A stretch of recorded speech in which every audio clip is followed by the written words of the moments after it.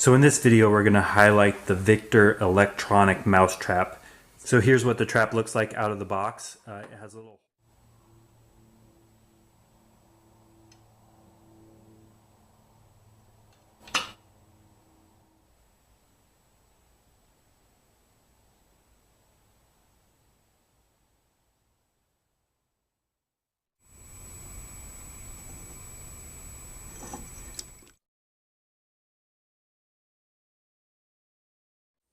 Today for Mousetrap.